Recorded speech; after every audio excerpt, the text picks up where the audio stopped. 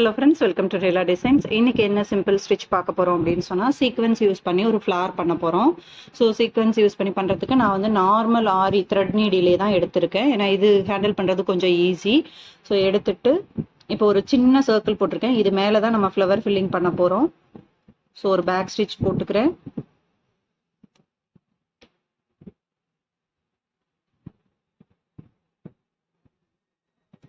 நீங்கள் ஜரி த்ரெட்டும் எடுத்துக்கலாம், silk thread வேணாலும் எடுத்துக்கலாம். நான் வந்து சீக்வன்ஸ் வித் ஓவர்லாப்பிங் மெத்தடில் நான் ஃபில் பண்ணிக்கிட்டு வரேன். ரொம்ப ஓவர்லேப் கொடுக்காம லைட்டாக தான் நான் ஓவர்லேப் கொடுக்குறேன், ரொம்ப ஓவர்லேப் கொடுக்கல.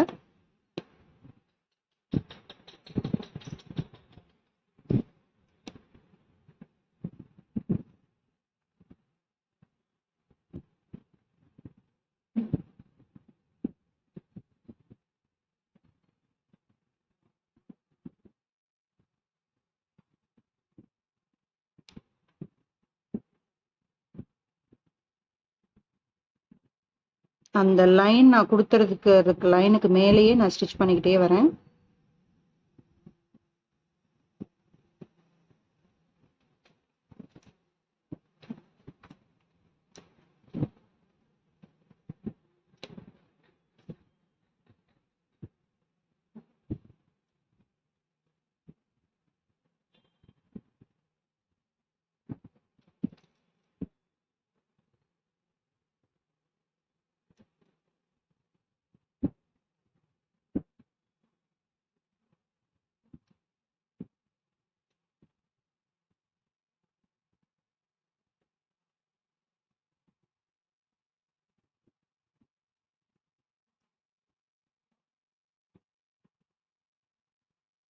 அகைன் நான் ஒன் மோர் சீக்வன்ஸ் கொடுத்தாதான் இந்த பார்ட் வந்து நமக்கு ஃபினிஷ் ஆகும்.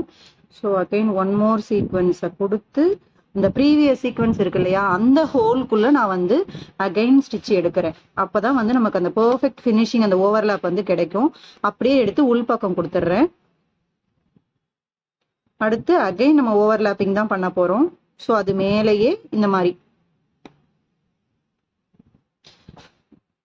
உங்களுக்கு 3D லுக் வேணும் அப்படின்னு சொன்னா நம்ம செயின் ஸ்டிச் போட்டுட்டு மேல் பக்கமா போட்டுக்கலாம்.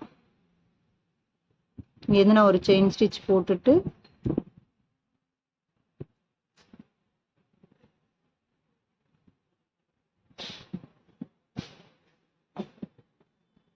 இந்த மாதிரி கொடுத்துக்கலாம். நீங்க அப்பதான் அது மேல ஒண்ணு ஏறி வந்த மாதிரி வரும் உங்களுக்கு.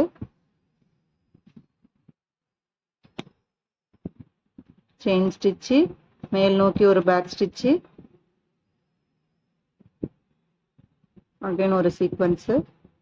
இந்த சீக்வன்ஸை நீங்க கொடுக்கும்போது நல்லா நம்மளோட கையால தள்ளி கொடுக்கணும். நம்ம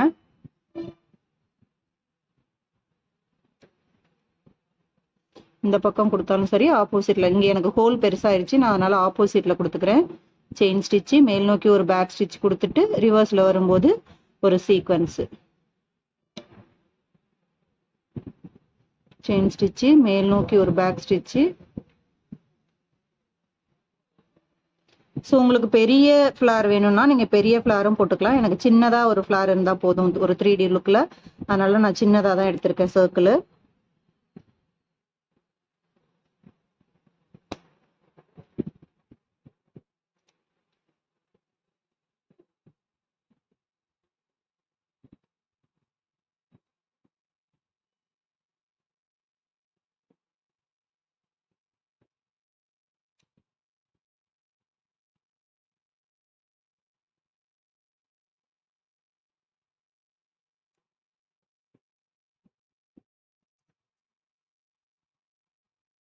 அகைன் ஒன் மோர் சீக்வன்ஸ் நான் அந்த இடத்துல கொடுத்துக்கிறேன்.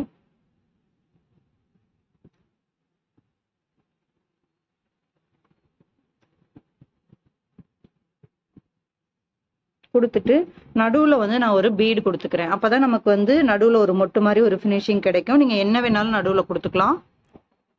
ஸோ நடுவுல பீடு கொடுக்கறதுக்கு மட்டும் நான் காப்பர் பீடு கொடுத்துட்டு ஆரி நீடில், அதாவது த்ரெட் பீட்ஸ் நீடில் எடுத்துக்கிறேன்.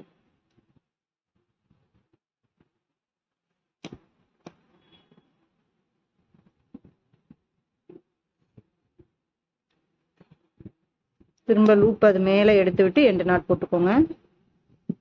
இது லூப் 1. ஸோ லூப் 2 வந்து நான் திரும்ப அகைன் இங்கேருந்து மேலே எடுத்து இதுக்கு மேலே விட்டு எண்டு நாட் போட்டுக்கிறேன்.